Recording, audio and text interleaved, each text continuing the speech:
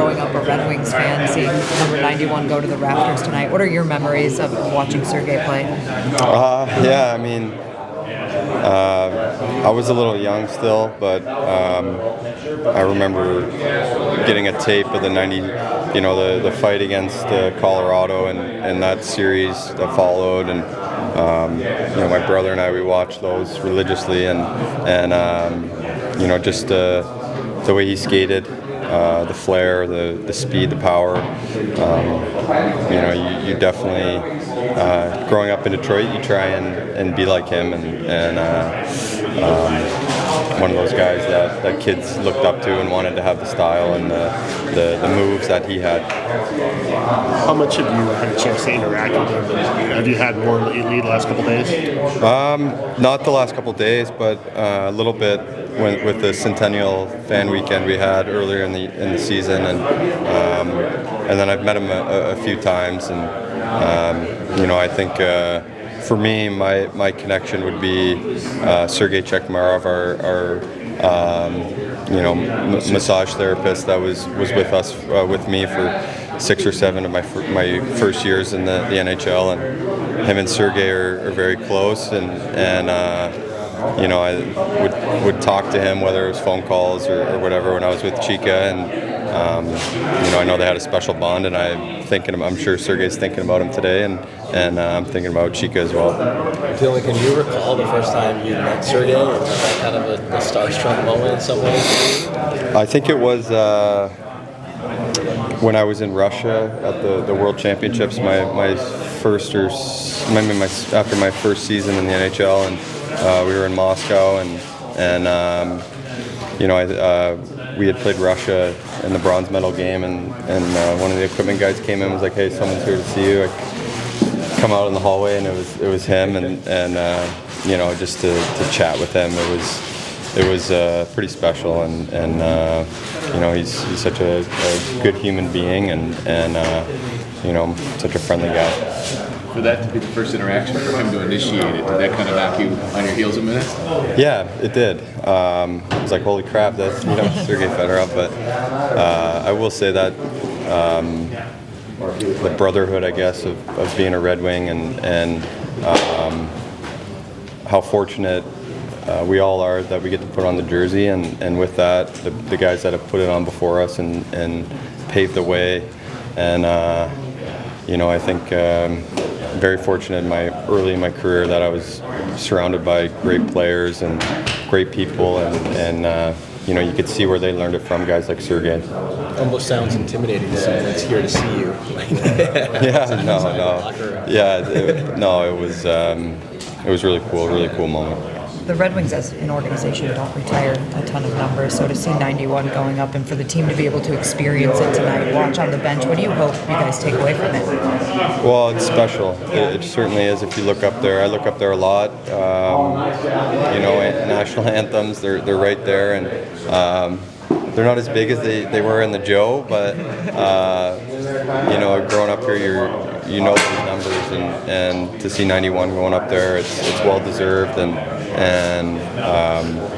it's really cool that we get to witness it and sit on the bench and listen to what he has to say, see the videos, see the fans react. I know the fans will be really excited. They feel it's a long time coming, and it's rightful that he's going to be up there with the greatest players in Red Wings history.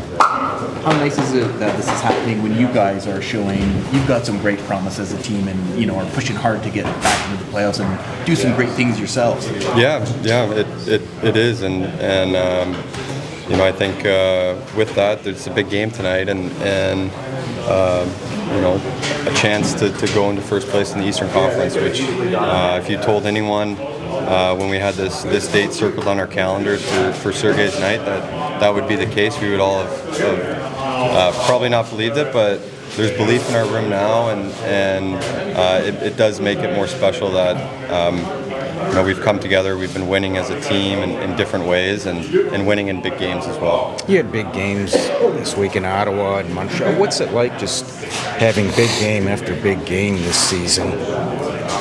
Yeah, I mean, it's It's not like any other year, but I think with how we've handled ourselves, the schedule is more condensed than usual.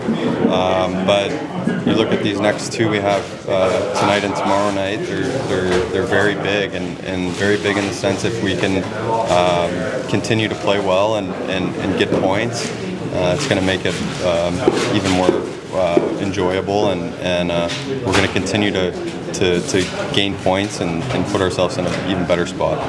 Todd McLellan's been just a little over a year now here. How do you feel his influence on this team, and how does it sort of show itself in the way you guys play? Yeah, I think I've been very impressed with Todd. He leads us from back there, and very good feel on when things are going well and when things are not going well to not only make adjustments. Sometimes he sticks with it, but to not let it slip. And he's a demanding coach, but he's fair and he's honest with guys, and I've been very impressed when things seem to slide in his standards, which are high standards. He corrects it almost immediately. Todd, just being a part of nights like tonight when you see a guy like Sergey Fedorov getting his number retired, what's that like as a coach and a coach that has a team that has some young players on it that can watch this during the pregame ceremony? Yeah, I've been fortunate enough to be involved in some of these, and legendary people that are either going to the Hall of Fame, retirement, numbers being retired. They're really special nights, and it goes a long way to teach the existing players a little bit about the history of the game, and our organization's really rich in that, and they're going to get a bit of a lesson tonight when they listen to to his path, to his effect that it had on the teams, to what he did to contribute toward championships, and it'll be good for our players to attend and to listen and to keep an open mind. Maybe someday some of theirs will, as Bug and Razor, maybe 23 will go up there one day, but that's a long ways away. And but we're going to take part in it, and then we're going to have to, my experience here is where you have to recover quick and get your mind focused on the game again. And the Hurricanes aren't a team that you want to start slow against, so we'll have some personal things that we have to tend to quickly between the ceremony and game time. What's the prep like for a team like Carolina? I mean, it's a matchup between two of the best teams in the East, and do you look at that game that you played? Yeah, they give us a hard time. They do. They give everybody a hard time. Their shots for and against differential is the best in the league, and they've done it for years. Dallas, Anaheim, I think, have been held to 12 or 13 shots on goal the last two games. So you really got to work hard to earn anything in their end, and they are very good at recovering the pucks that are fired at the net, and they do fire a lot of them there. So you better be prepared to play in all three zones because it's going to happen fast. Looking at Simon Edmondson, how have you seen him kind of embrace his size and grow into his game over this past season specifically? Well, I think there's certainly improvement as you get older, stronger. The pieces work a little better together. At 6'6", it may take a little bit longer for everything to smooth out, but you can see it nightly. He's getting better. You can see him in practice. Huge frame, still room for strength and weight. That will continue to come as he gets a little bit older, but he's handling it well. And I think for both him and Mo, their defensive play has been very good because they allow the game to come to them a little bit. They're not chasing it all over the place right now. Able to kill plays but still be involved offensively. John Gibson has been one of the best starters in the league since the start of December, posting near elite numbers. What has changed for him in maybe his mindset as opposed to his first couple of weeks here after the acquisition? Well, when we sit back and we think about how he ended up getting here, we traded for him obviously, but he was in Anaheim, I think, for 12 years as a go-to guy, and all of a sudden you leave, and he knew it was coming, and he arrived here, and now you're in a new community, a new team, new goaltender, and maybe we don't put enough into it being the goaltender position. You only play every second night to start the year. You want both goaltenders up and running. And I think it took a little while for him to adjust. But I give him credit for sticking with it. And he was stubborn. He worked hard in practice. He found his game. And once he found it, our experience with him in Anaheim, and Jan's coaching him is once he finds it, he tends to keep it for a long time. So we keep running him as much as we can. And Talbs has to stay ready because he's real important as well. Todd, with last March when Carolina was here, speaking of Simon earlier, Simon and Albert were part of I think it was a 4.5 minute or 5 minute shift where they get caught by Carolina.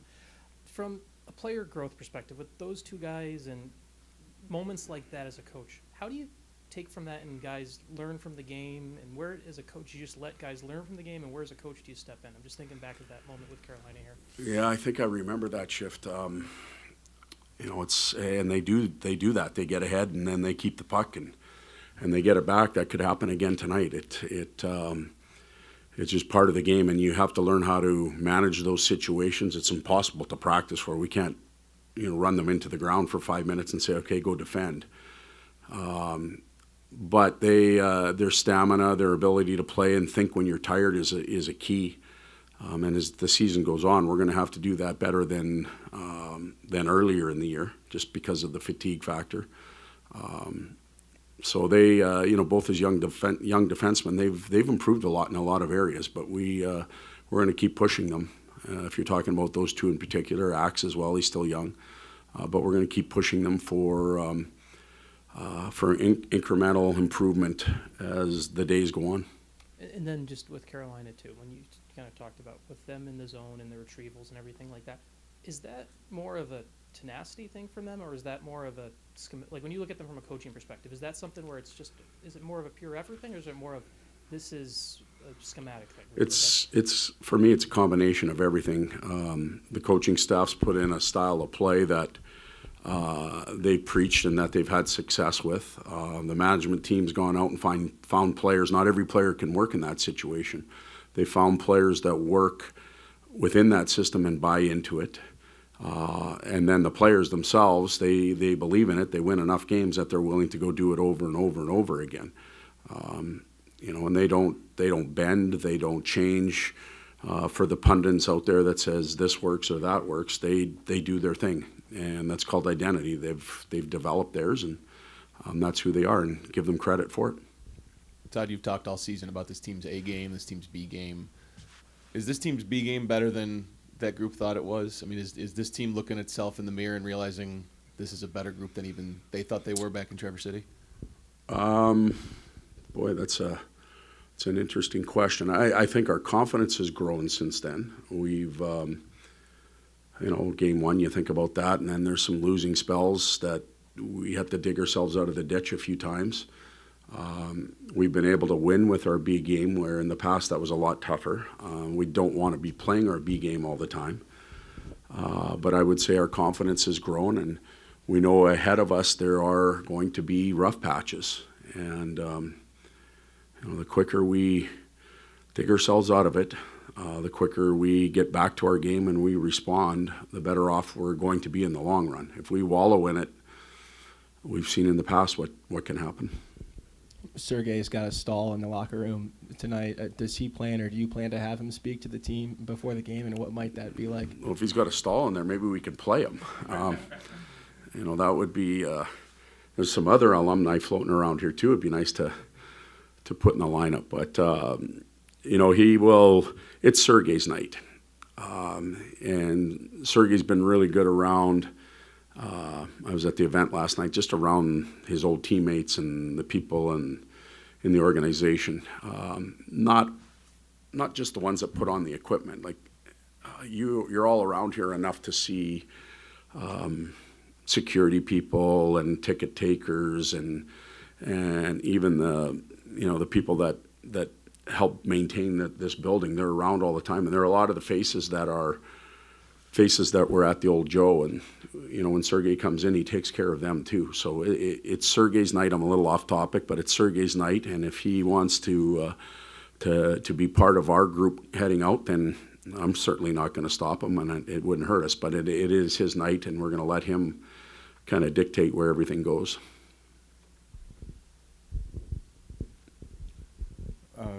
Lucas Raymond, goals in 3 straight games. For a guy who's so accustomed to playing with Larkin, how nice is it seeing him quickly adapt to different line mates? Well, I think it shows that he can be a driver on a line. That's not to take anything away from JT or JVR, but when you lose your running mate for a little while and you can go out and perform at a high level, that usually gives you an indication that you can take care of a line, you can drive it, your emotional level coming off of it wasn't a disaster. So those are all real positive signs. And then him scoring, got to give him some confidence. It was documented a while ago that he hadn't scored in a long time 5-on-5. Well, he's answered that question quickly. Dylan Larkin has a clear 1C role on this team, but in the context of an Olympic team, does his skill set make him perfectly suited to be that sort of Swiss Army knife type that those teams are often looking for? I believe so, and I think that's what happened at the Four Nations.